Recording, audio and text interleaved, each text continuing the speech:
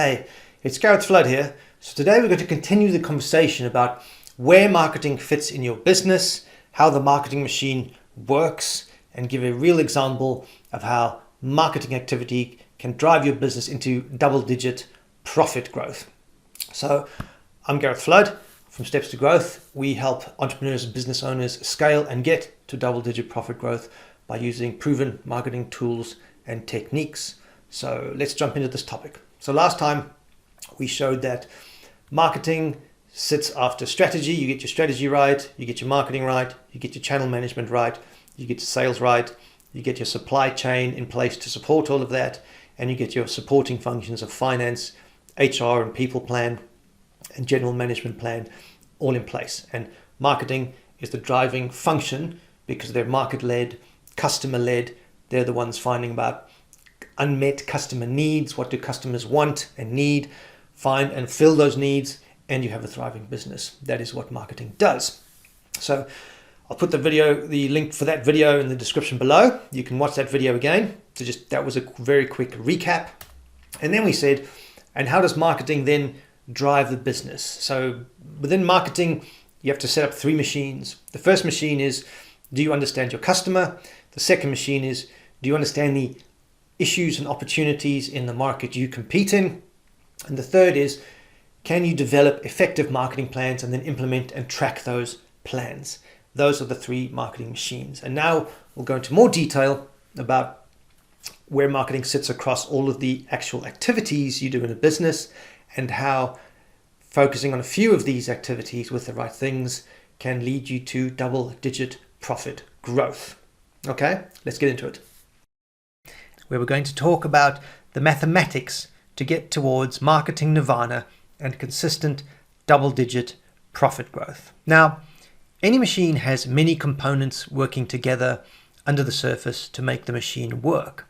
So let's break it down to see how the entire machine works and how we link that to business growth and profit, since that is what we are here for. So here, going one step lower, are all the main levers to annual business operations. It's iterative, though once you get the whole system set up, some areas run like clockwork, allowing you to dive deeper on other topics. So we start with customer understanding, insight, and profiling. Then analyze the situation. Then identify issues and opportunities. Then develop the plan. Then we start to implement the plan. Then start lead generation and filling the sales pipeline, also called customer acquisition, which is one of the roles of marketing, as there exists some confusion on this question in some companies. Then we execute on the big levers of pricing, products and services, promotion, and channel. We look at customer retention, and finally, tracking all this, measuring the outcomes and reviewing to improve for the next round. The money is made by doing the entire process well. It's a connected machine. But where the money is measured is mainly in these areas highlighted in the blue. So start to think about your business specifically. What would happen if you could increase the growth or efficiency of each of these areas by 2%? 2% gain on these areas is conservative. Many companies can achieve a minimum of 2% in all areas and some big gains in a couple of areas. But we are keeping it simple here.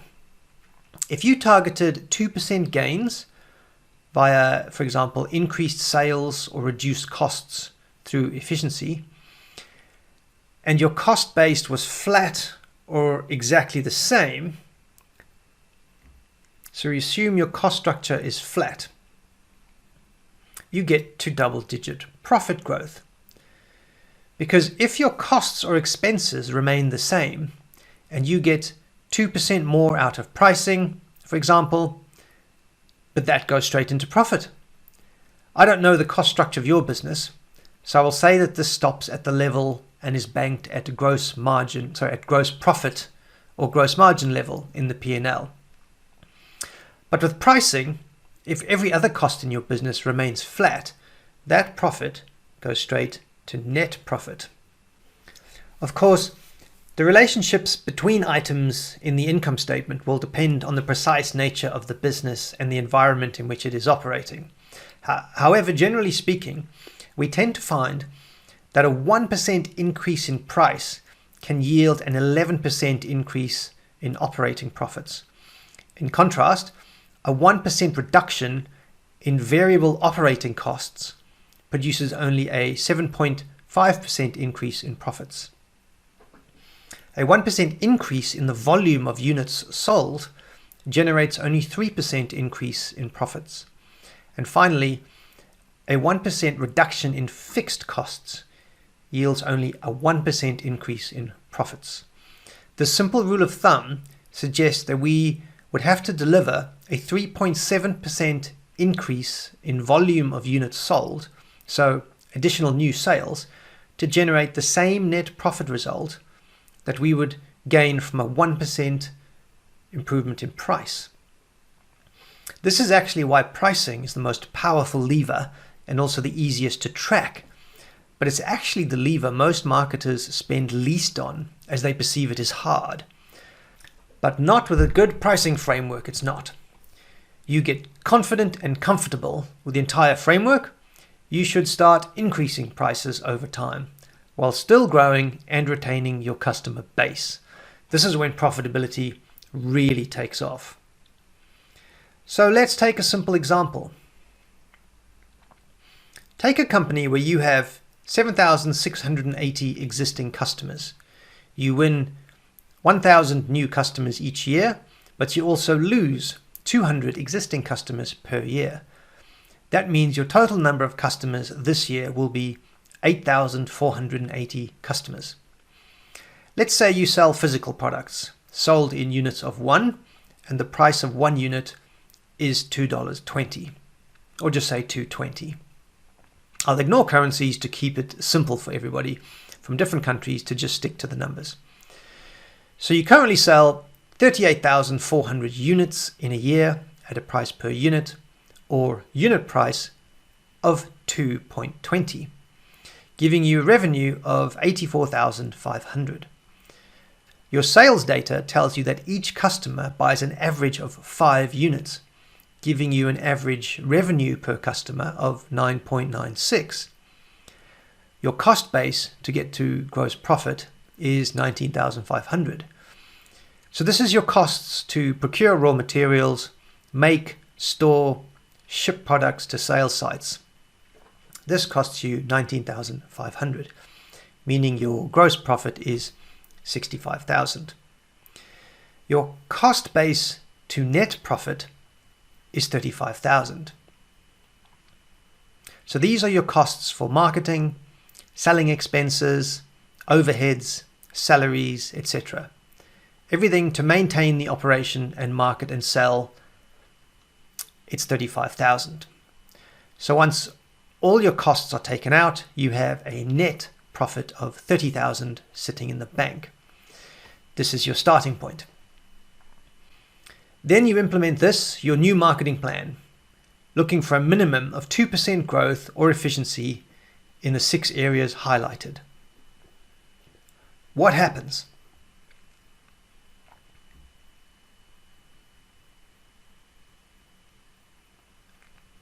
This is what happens to your revenue.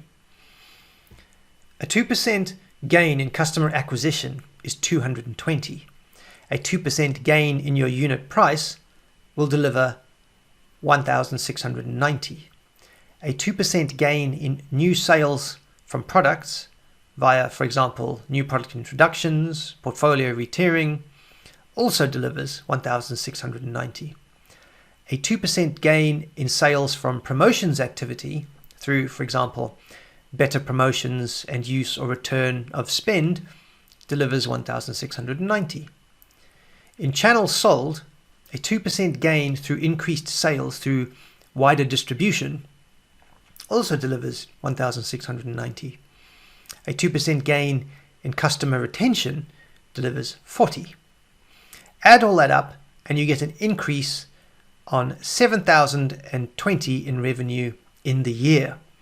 Sounds pretty good, right?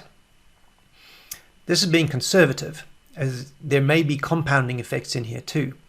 For example, if you increase your price by 2% first, and then you get 2% growth in product sales, and another 2% from increased or better distribution, these last two are now selling the product at the higher price. So all the numbers will be higher, but we are keeping it simple for this example. So the revenue gain looks good for 1 year, but there is a famous saying in business that revenue is vanity and profit is sanity. And we are not here for vanity metrics. We are here for profit growth. So what is the effect on profit? So a 7,020 increase in revenue in 1 year is an 8.31% change. Not bad for 1 year, but look at what happens on the profit metrics. If you do this and just keep your costs the same, the gross profit change is 10.81%. On a static cost base, your net profit change is 23.4%. And that, folks, is how relatively small changes using the levers of the marketing plan can translate into double-digit profit growth.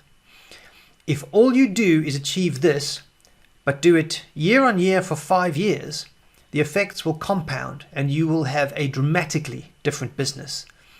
If you can achieve higher rates of growth than this, which is absolutely possible, and optimize your cost structures as you grow, these are the businesses that skyrocket. But again, keeping it simple, keep remembering during the program that you can get double-digit profit growth by getting a 2% improvement in 6 areas of your business, driven by your marketing plan.